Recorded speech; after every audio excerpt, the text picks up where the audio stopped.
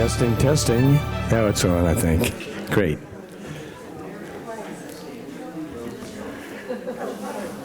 What happened to the gavel? We used to have a gavel when we started these programs. That was always fun. So hello and welcome to tonight's Commonwealth Club World Affairs program. My name is Joe Epstein. I'm a member of the Commonwealth Club World Affairs Board of Governors. I'm a past president of the Board of Governors. Before we get started, there's just a few reminders. Please take a moment to silence your cell phones and any other noise-making devices for the duration of tonight's program. Following the film screening, if you have any questions for our guest speaker, fill out the question cards that were on your seats and a monitor will pick them up. Just kind of hold them up in the air and the monitor will see you. I'm especially grateful to be introducing tonight's program because I have a personal connection to this project and to the filmmaker, Aaron Davidman. And by the way, before I forget, the executive producer of the film is David Oyelowo. Oyelowo, that's good. The film is set against the backdrop of post-9/11 America. American Solitaire explores military veterans' integration, their trauma, moral injury, and our country's complex cultural relationship with firearms. It approaches these themes with humanity and restraint. The film does not tell you what to think. Instead, it creates space for reflection, for empathy, and conversation. This feels especially important during these times. This is not a documentary, but rather a narrative feature film grounded in real conversations, real experiences, and real lives that are deeply portrayed in every moment of the film. Aaron spent years speaking with veterans, with gun owners, clinicians, and community members while developing this story. And you can feel that care and authenticity in every film, every frame film.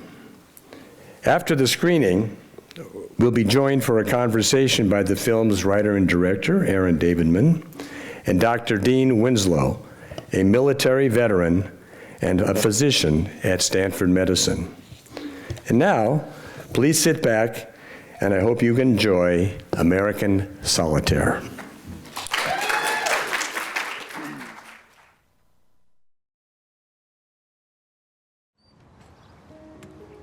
You the renter? Yes, ma'am.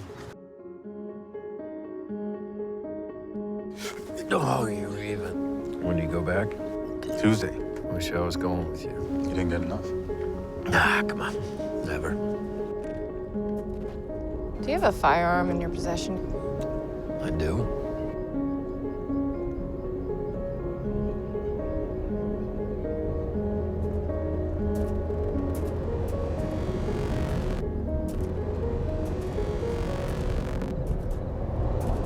Might want to pay attention to your dreams.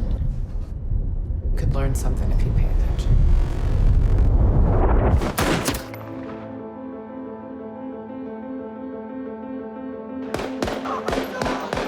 Hey, yo! Point that down range! Stay in your fart. It's cool. It's not cool. Pressure can get to a man. I seen it. He's a good soldier. Plenty good soldiers can't hack it. Way of the world.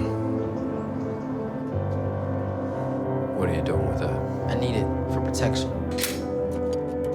You cannot keep a loaded firearm in this house.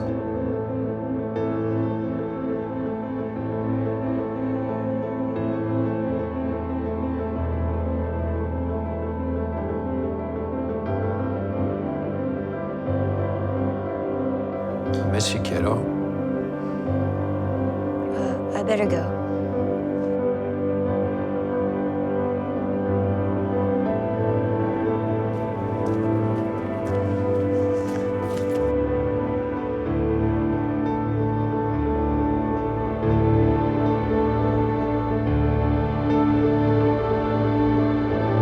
Now close your eyes. All that worry, agitation, all that fear. Let it all go. It's just you, your weapon, and your target. And you open your eyes, I want you to take aim to the fire.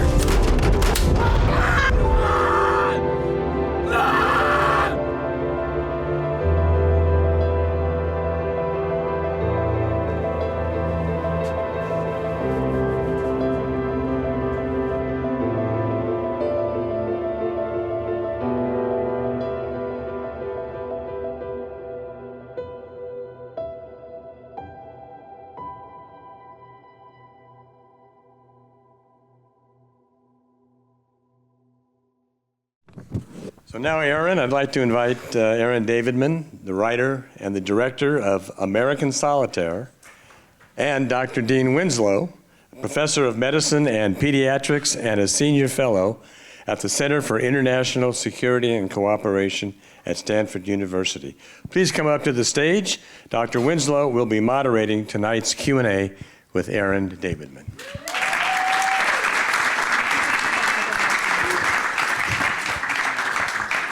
Aaron, thank you so much. And Joe, thank you. And I want to, first of all, start out by thanking the Commonwealth Club for putting on this viewing. And this is like so powerful. I'm really sorry, but if you could just give me a minute, because I'm crying. This is just such an incredibly powerful and beautiful film. Actually, my doctor from the VA is here. And Matt, you got to promise you're not going to put this in my medical record, okay?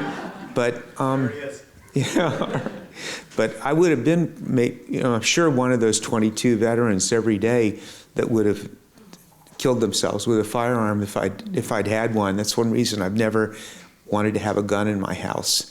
And again, this is just such an incredibly powerful film, just from so many aspects. And, first of all, just wonder if I could, just before I start interviewing you, quick show of hands, how many combat veterans are here in this room? Great.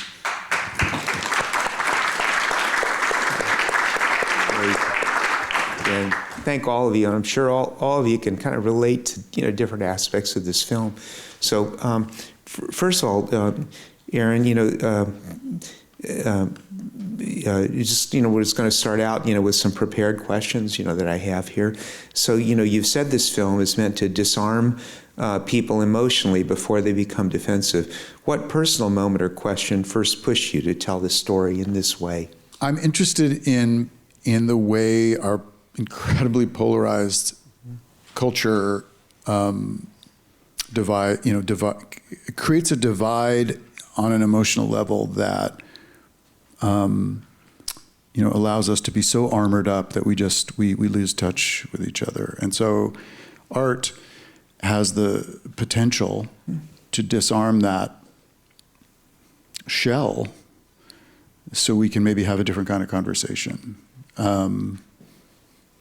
And you're just sitting here next to you and feeling your own emotion at the end of the film just says a lot about what this kind of work can do. So I just feel like we're, after all the research that I did, and I spent a fair amount of time traveling around the country talking to people about guns from every archetype you could imagine. And we don't even know how to have the right kind of conversation because we get so defended and,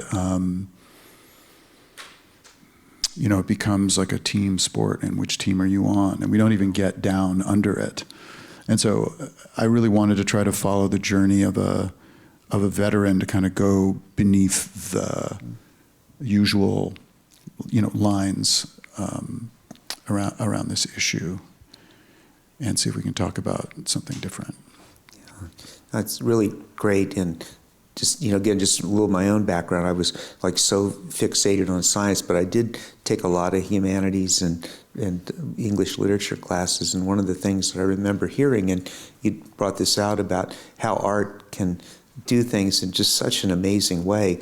And, I remember, Susan Sontag, wrote against interpretation. And so sometimes, just the feelings, whether it's a poetry of an English Romantic poet or, what you've put, in this amazingly beautiful film, it's just so powerful. And so, Well, I mean, it's funny because empathy has become kind of a buzzword in a weird way in our culture these days. But when art actually inspires us to empathize, then suddenly, there's this great quote, an enemy is someone whose story I don't know. So sort of like once we really get the dimensionality of another human being, they're suddenly, they're us. yeah. So, can we talk about firearms and the issue we have in our culture from that place? What's that conversation like? Sure, we can talk about legislation, we can talk about rights, but can we talk about our humanity to begin with? Then maybe we get further. That's my hunch. Yeah, love that. Makes a lot of sense. When you watch American Solitaire with an audience, what reaction or silences tell you that the film is landing in the way that you hoped? That's so funny. That's a great question. Who came up with that one? Yeah, honestly, Asif helped me with some Asif of came up with these, that one. So we'll tell you a little more later, but Picture Emotion is the impact agency that I've been working with. They helped coordinate this event tonight, and they're helping with our national release. And so they're really interested in designing, impact, taking the film not just to screen and go home, but actually have a conversation like we're having today. So anyways, well, one of the telltale signs is when Slinger says, Augie says, you want me to go see a fucking shrink? And he says, well, we call them therapists now, and everybody giggles. That tells me that, everybody's paying attention. And, because it sets itself up to be kind of a heavy, intense movie, but when people get tickled by that little bit of irony, that tells me a lot. Of course, silence and not fidgeting and people not getting up and leaving is, of course, a good sign too. Yeah. That's great. Thanks, Aaron. And the film captures the intensity of military brotherhood and the void that follows after service. And what did you learn from talking to veterans about reentry and what most civilians probably don't really understand? Yeah, I mean, I'm not a veteran, and so of course I want to ask you that question. But what I've learned about what you go through when you re-enter is, it's sort of best from the combat point of view. It's best expressed in Athena's little monologue about what they train in, but what they don't help you train out, and training the violence in and the tenderness out. And so the veterans that I spoke with sort of feel a little bit on their own. Like they're really cared for on the way in, but on the way out, I think what I've learned is we can do a much better job on kind of training reentry, training back into civilian life. I mean, I would love to see that. I would love to see as much resource devoted to the care, mental and physical care of veterans reintegrating into civilian life as we flood with their entry into service. Yeah, those are all really, really good points.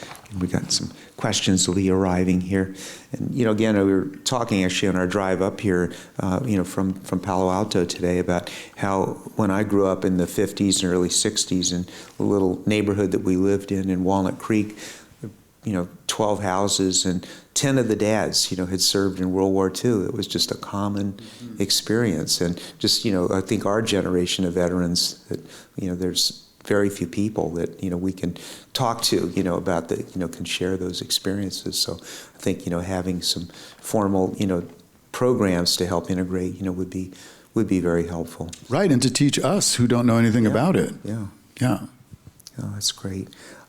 There's enormous institutional investment in training soldiers, but again, you pointed this out, and it sounds like that was a big part, that sort of imbalance between training in versus, helping people adapt to their life after, this intense period of service. So, mental health stigma runs deep, both in the military and civilian cultures. How did you approach portraying trauma without reducing the characters to their wounds? Well, I mean, any decent piece of drama doesn't reduce the character to anything. They create dimensionality. I mean, that's just kind of narrative 101. How do you create a believable, multidimensional character? So we could say it about trauma. You could say it about anything. Yeah. How do I and my team, actually the whole collaborative group of people, how do we create dimensionality? My relationship with Josh Close, who plays Slinger, was a really invested and very collaborative process. He was instrumental in some script work that we did around the table once we got into a little bit of rehearsal, and he was a real important foil is the right, maybe that's not the right word. He would test the authenticity of anything. He would test the truth of anything, and we kind of had that with each other. And so he would kind of try to poke holes in any dialogue or some piece of the character that might not hold up. And if I could back it up and say, no, I think you got that wrong, and this is why, then he would say, yeah. And if I thought, oh wait, maybe there's something a little bit hollow there, we can make a change. So, it takes collaboration, I think, also to get these things right. Yeah. No, that's great. No, I thought he did a wonderful job, portraying that character. And again, I assume, did not have a personal experience in the military. That's right. Is that right? Yeah. Yeah. No, he did his research too. Really yeah. captured it. Mm-hmm. Yeah. What responsibility do you think storytelling and filmmaking has in normalizing help-seeking without romanticizing pain? Okay, sort of talked about that. Yeah, I mean, there are these studies. We've been working a bit with Brady United, as you know, and there are these studies about how behavior changes through cultural events. And there's the story of the designated driver, right? That designated driver was a term that was invented to help prevent drunk driving. It didn't exist.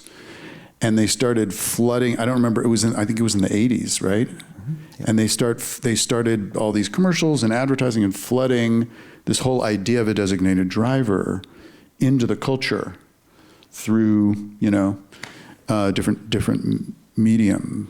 And behaviors changed because of that. So then you would create a designated driver. So I think it's a super interesting, extreme case study, but we're also, Brady has a program called Show Gun Safety, where they try to work with Hollywood film and television production companies to show safe gun practices in film and television to try to shift behavior for gun owners. And so our film kind of hits all the marks for that, showing proper safe storage and showing proper handling. And actually we have a gun lesson in this film, which I think is pretty unique. So it's all to say that cultural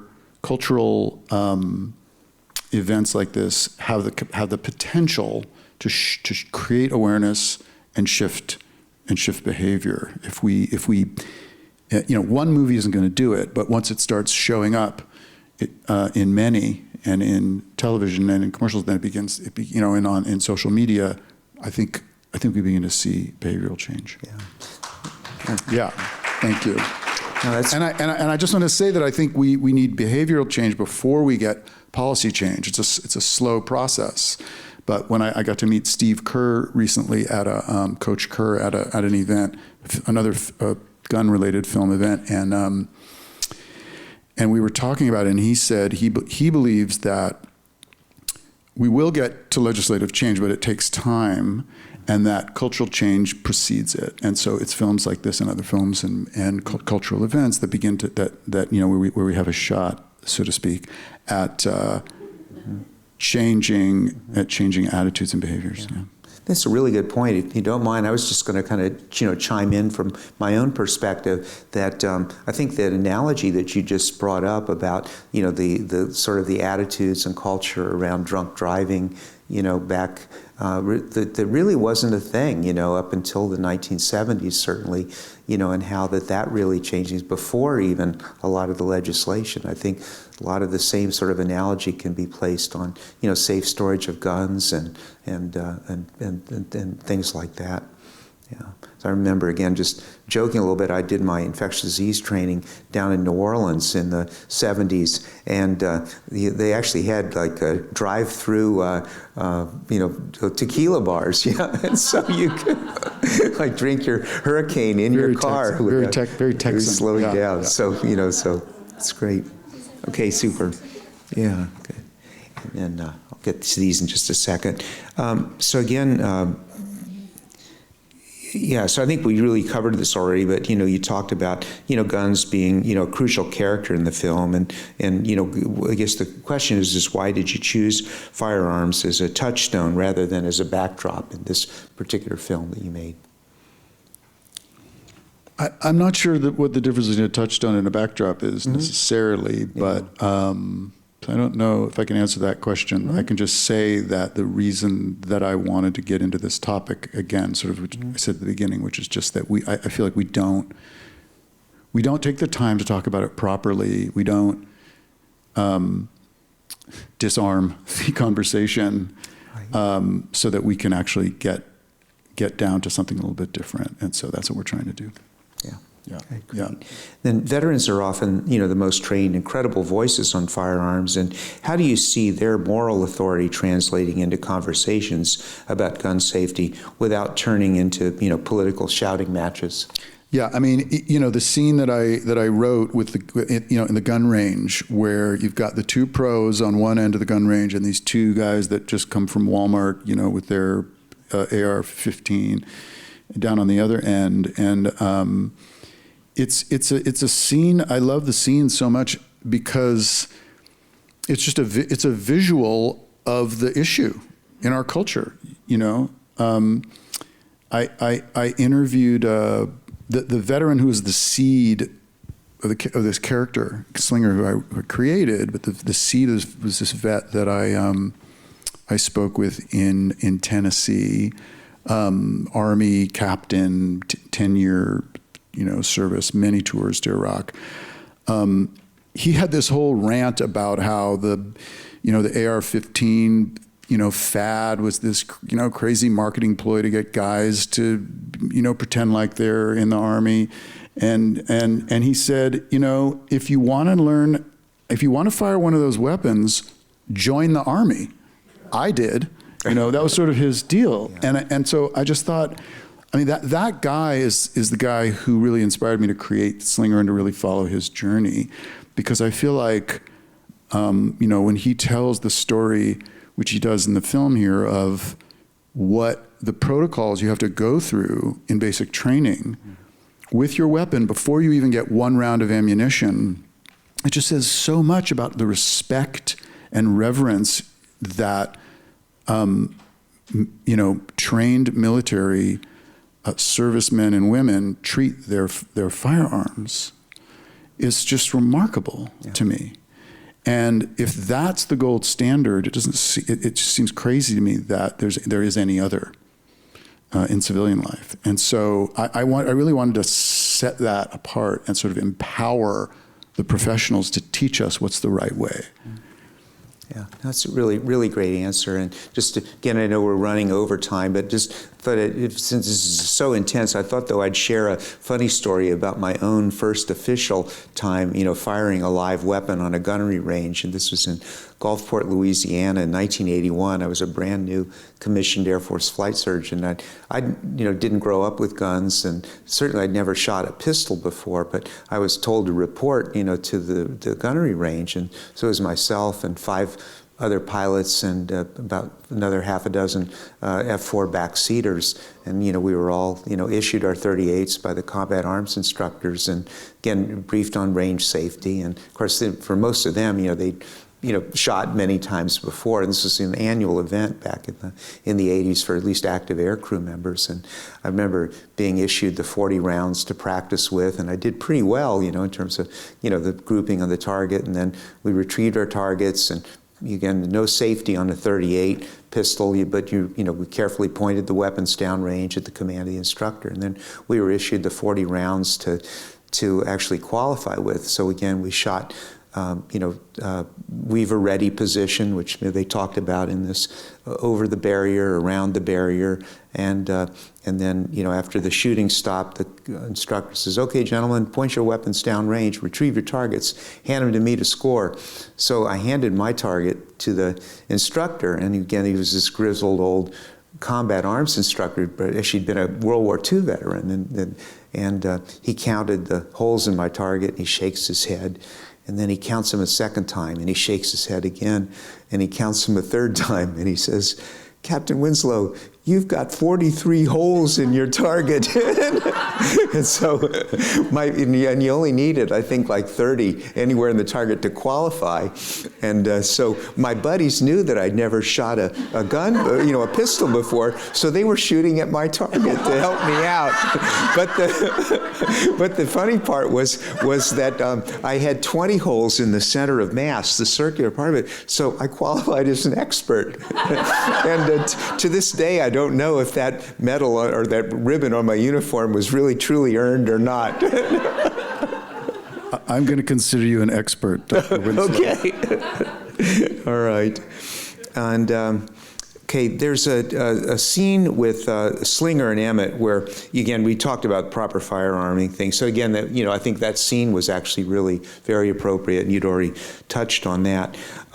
So you talked a lot about culture shifting before policy does, and what role do you think films like this can play in moving public consciousness, even when legislation feels stalled?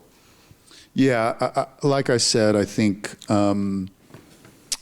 it's up to citizens to shift the conversation, and it's up to citizens to hold our legislators accountable to create the laws that we want to keep us safe. Yeah. Yeah. Absolutely. And again, you've seen moments where audiences, leave a screening thinking differently about responsibilities and masculinity and community, even if their politics don't change. I wonder if you could, briefly comment on that. Yeah, I don't know if people leave changed. I really don't. I've had some experiences in theater and film, some of my other work, where people have told me they're changed. So I suppose it happens. But I think the way these conversations happen in the room here and spill out into the lobby and in the car on the way home and stuff like that. We'll never know. We'll never know, and that's fine. I think that's fine with me. Great, that's great. Do you want to maybe take one of sure. of these? What do you think? I just wondered, maybe there's just a couple more I wanted to, and again, I told the organizers we're going to run a little bit late because I think this is really like I said, you're the expert. All right, I'm not the expert, but anyway, at its core, the film is about isolation. Do you see American Solitaire as part of a larger response to what many are calling a loneliness epidemic, especially among men and veterans? I really did want to get your thought on the World Health Organization put out a study in the last year that says 1 in 8 people in the world suffer from the loneliness epidemic, meaning it's really disruptive. They don't just feel lonely. And I think that really struck me. And I think part of what we see in our culture in relationship to violence comes out of isolation. And the film sort of tries to invite a different reflection on masculinity, which American masculinity, the sort of myth of the cowboy myth, the myth of the rugged individual, is sort of central to the theme of the film. There's the picture of Gary Cooper from High Noon in the dad's workshop, and that go it alone warrior is a failed myth. in our culture. It fails men every day, and because it's isolating, but really I think it's because it turns people into lonely, isolated, wounded creatures, and who are unreachable. And that defensive posture really doesn't do us any good. And so I feel like this film invites, Slinger's invited to another way. I mean, when he sits in that meditation room and he says, what is that? Yeah. And Mahakala is a spiritual warrior. So that Gary Cooper, when later in the film, when he's in the dream sequence, he's staring at that picture and it morphs from Gary Cooper from the cowboy into the Tibetan Tanka deity. That's the warrior, the external American cowboy warrior transformed into the internal spiritual warrior. And and that's the invitation to rethink masculinity, that maybe the war's going on in the wrong place. Yeah. And that getting in touch internally is really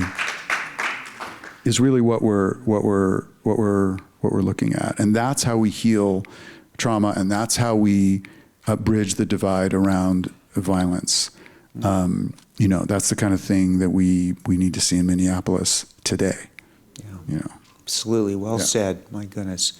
And it was a very, very powerful scene, very, evocative for sure.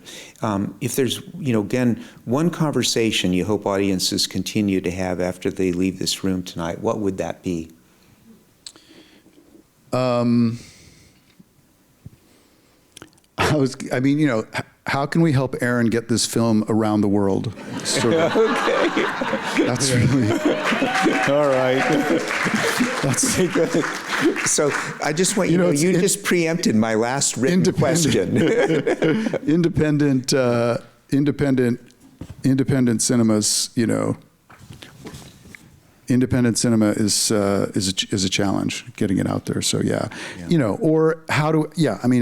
don't like to be prescriptive about conversations. I think people should speak from the heart and keep the conversation going with the people they love. Yeah, for sure. Okay. But again, that really was, the last formal question I had, and I do want to, answer some of the ones from the audience. But what specifically, though, can we do to help, get this film out there? Yeah, so we're, like I said, I mentioned earlier, we're working with this organization called Picture Motion, and they're building grassroots screenings around the country. So you can actually take a photo of the QR code here, and that'll connect you to Picture Motion, and you can give them ideas about where and whom to connect with. It's actually amazing. We're already, just from previous screenings, people are lining up contacts and screenings in other cities. I mean, in Minneapolis actually is one of them, in Ohio and in Southern California, et cetera, and Colorado. So personal contacts is actually really interesting and productive for us. We've got some sign-up sheets in the back if you're not on our newsletter, so you could stay in touch. And then my friend Becca, when you leave the theater, one thing you could do is, she's actually anyone who's willing to record their response to the film, just like 30 seconds or a minute, a few thoughts about it. It'll help us with social media and also with some fundraising. Just speaking from the heart about how you felt about the film. And so on your way out, if you'd be willing, she'll just grab some of your inspired enthusiasm, hopefully, and that also is really helpful. Yeah, it takes community to help build a network. That's what I've always been talking about, building network around the film. I think that's what it takes for art and culture in this day and age when we're competing with everybody's attention all the time. It takes community to kind of gather around something like this and help bring it out into the world. Yeah. Oh, that's great. And again, introduce you later to, Dr. Hunter, who's the CEO of the Iraq Afghanistan Veterans of America. Yeah. So I think this is something where could potentially be some synergy. I hope so. So again, one of the first questions I want to just put out there from the audience is the person says, for the obsession with firearms in America seems rooted in fear of the other, fear of those we don't know to trust. From your research, did you find this to be true? 100%. Yeah. Yeah. Okay. Yeah, it's all about fear, and hopefully the films, the film again just kind of disarms us. Like, we don't have to be afraid. We can engage, and then we can talk about it actually in a civil manner and try to get somewhere. That's great.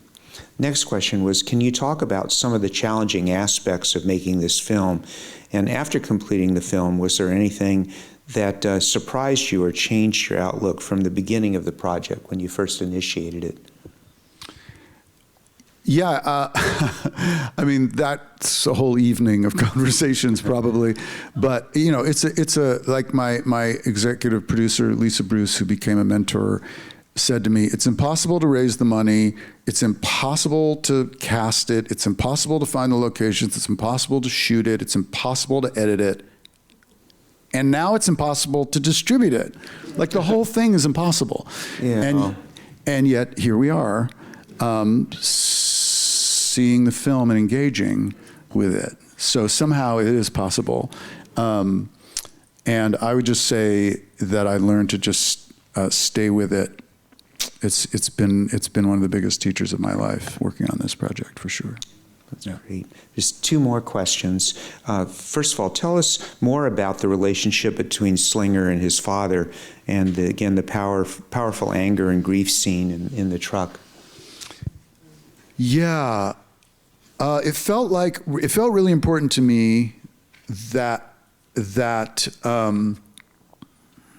mean, of course, I want to ask all of you to tell me what you think the answer to that question is, because that's interesting to me, but we don't have time for that. So I'll just tell you what I think, which is that the father is a Vietnam vet and is really stuck in the old mode. And the opening of the film is the flashback of the father teaching Slinger how to clean the weapon, and the closing image of the film is Slinger with a sort of surrogate son, Emmett,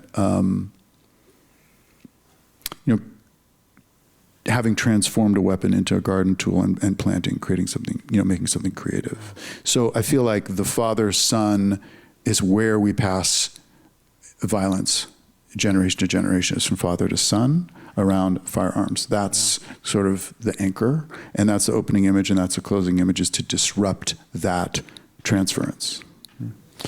I'll just leave it at that. There's a lot to say sort of more about how we teach masculinity and all the modeling and all that kind of stuff, but I think you can kind of figure that out. But just in terms of symbolic imagery and meaning of generation to generation, I think that, that disrupting that transference of violence as the way to solve problems is the message of the film. That makes a lot of sense. And then the last kind of question, again, I just wanted to preface it with I just returned a few months ago from a whole year sabbatical at University of Oxford in England, studying theology, and I was just so moved by that scene toward the end of the movie in the church, where the minister is actually quoting the Gospel of Matthew, which I always have found to be one of the most powerful Gospels, in the New Testament. And again, the person in the audience here asks us, can you tell us a bit about your own personal spiritual beliefs and how those, influenced your approach to this film? So you want me to talk about the great mystery? On the spot. Well, it's a great mystery. No, it's a great mystery.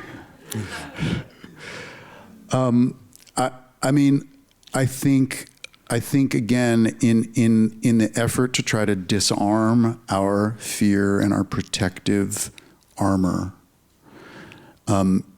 Spirit and the wisdom traditions offer us a way into the heart. And if we can take a breath and be with our heart, then we can be with someone else's heart, and then we have a chance. And whatever your denomination is or isn't, the core teachings of the wise ones all say the same thing.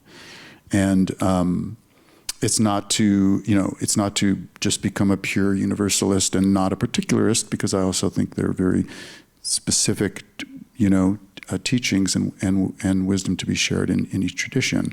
And in this particular one, the Swords to Plowshares is very, very powerful.